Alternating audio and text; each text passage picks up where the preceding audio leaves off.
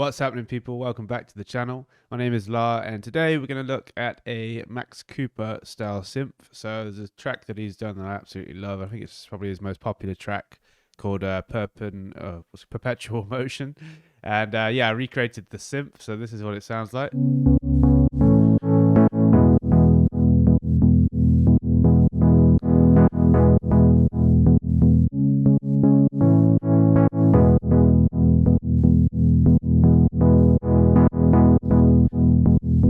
I'll just show you with some context. I put some other things behind it.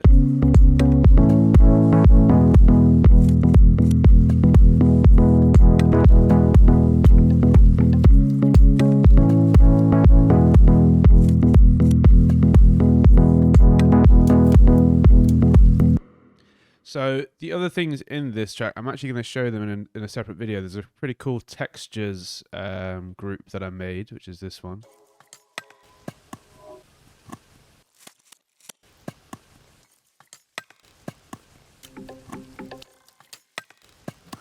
Very weird, but yeah. So I put this together, and I'm going to show it maybe on the Ableton Tips channel or something like that, just because it's not really synth based. But now let's go over the synth. I'll just show you the MIDI for the people that are interested. Here it is in all its glory. Essentially, it's just some chords playing in the, I think it's like an 8th dotted pattern. So we put it on the 16s. So it will be like a note and then a gap of 2. You can see here. Let me just move this along a little bit, and I'll just make it a little bit more simple to look at. So essentially it's like a note, then a gap of 2 16s, and then another note, and that just happens all the way through.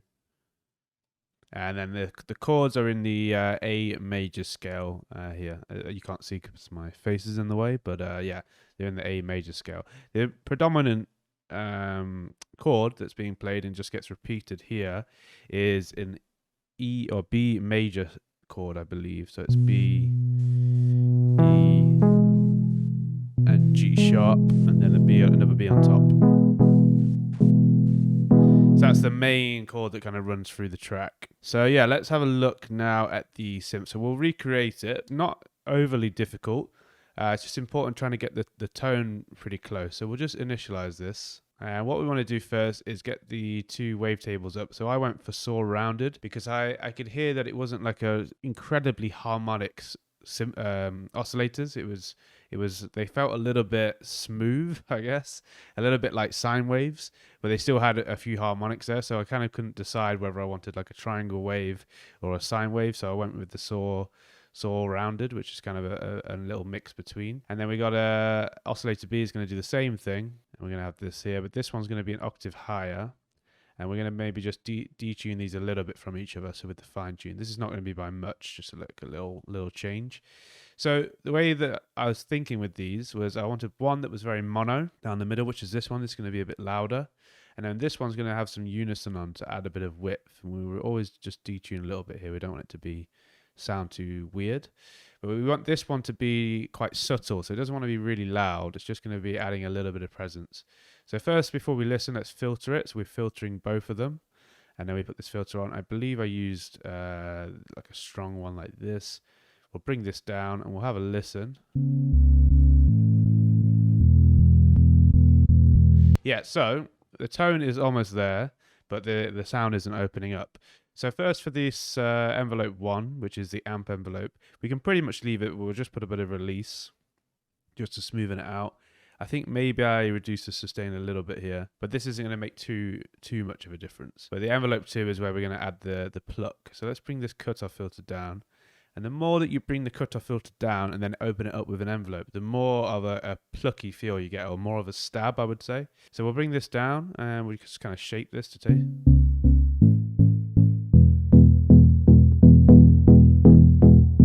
Distorting a bit, it's just very loud.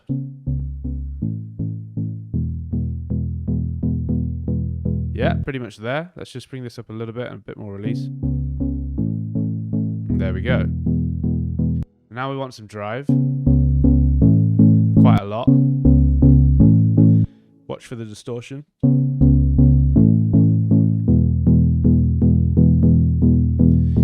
Yeah, cool. And then the other things that I did just to add a little bit of movement, and you could just do this manually, but I'm a bit lazy, so I get LFOs to do it for me.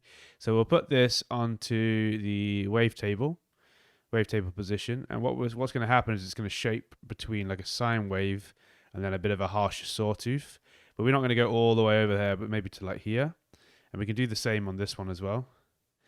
And this one can maybe go, yeah, a little bit more, a little bit less obvious, and this one could be more. So this one will be a bit more harsh, the upper harmonic, and this one will be a bit more subtle and a bit more of a sine wave. We don't want it to be really quick. We want it to be quite slow. So we bring down the rate to 2 bars, something like that.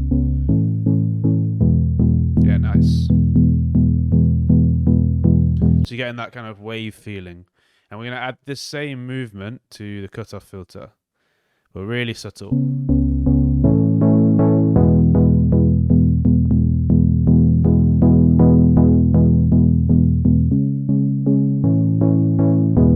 And there we go. That's pretty much it. You can add a little bit of reverb, but I did this on a return channel instead. I added some reverb, but you can also add a little bit on here as well. There's quite a bit of reverb on the original.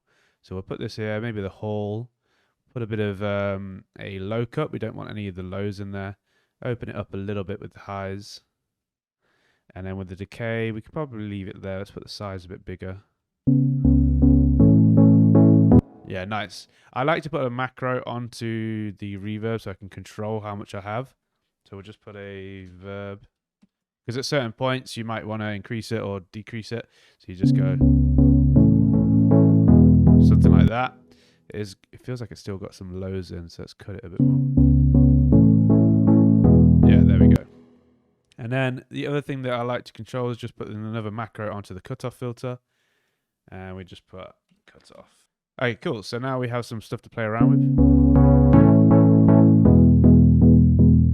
But I think the original sound didn't really open up too much. There was just more the things within the track that kind of opened up. So the actual sound kind of stays quite subtle and quite calm, and it sounds best when it's like this, where it's at, where we have the settings, so not too open. Yeah, nice. Alright, cool. So in fact, we just move this down so you can choose how much the macro affects it, and maybe we don't want to go so big, so we'll just go like here. So no matter how far over you go here, it won't go too much, and that's just like a nice way of controlling your modifications. Hi, this video is sponsored by us. If you like these tutorials and want to support the channel, please check out our website packed with online courses and professional sample packs. Also check our ready-to-use and club-tested Serum presets. You can browse by the genre and style you're looking for, or get the incredible deal with the full Serum preset bundle. Thank you for listening, and now let's get back to your tutorial.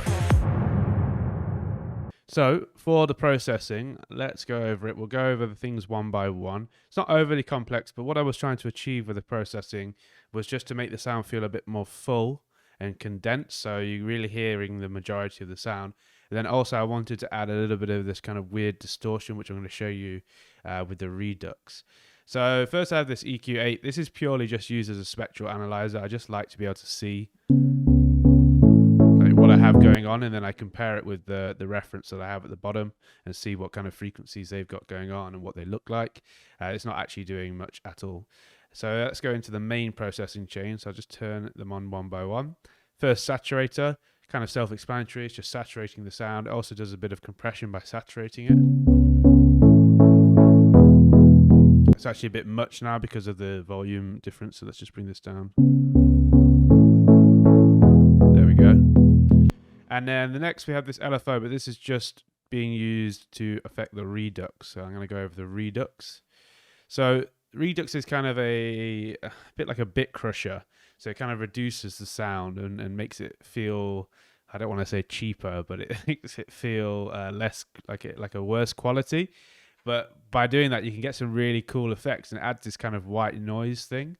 So what's going on with it is I'm just messing with the bit rate. So if you reduce the bits to very, very low, it'll sound incredibly weird and almost undistinguishable, especially if you have the dry wet all the way over.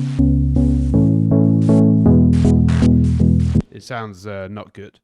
So if you just have it, if you kind of set this limit here, so what I've done is I put an LFO on, and I just wanted it to randomly move between these different bit rates. So it's kind of not always predictable. It's just this kind of glitch that comes in and out.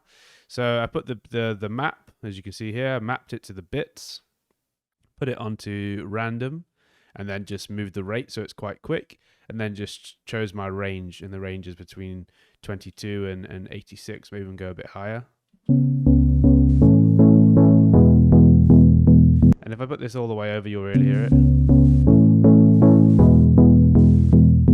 So you're getting these kind of white noise blasts, and I quite like that. So we'll have it quite subtle, so we'll just bring it down to like 30.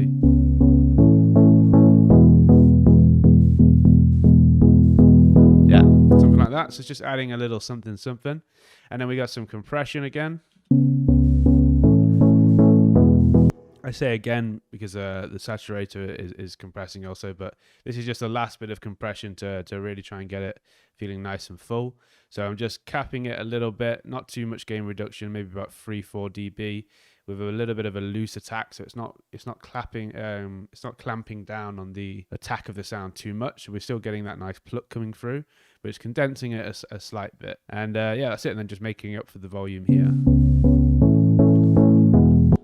Could actually make up a little bit more. Yeah, nice. So you hear the difference?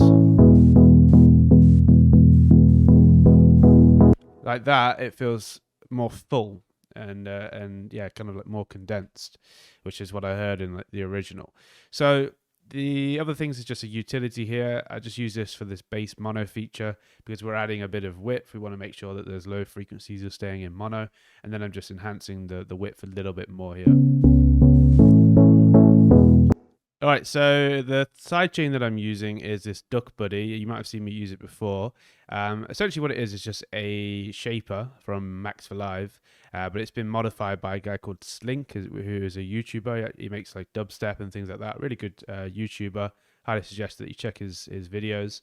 And he made this modification of the shaper, and you can get it off him. I think it's free, or you donate like $3 or something like that. The reason I use it is because it doesn't have a click. So the Ableton compressor, which you sidechain on, sometimes has a bit of a click if you don't have the attack settings right.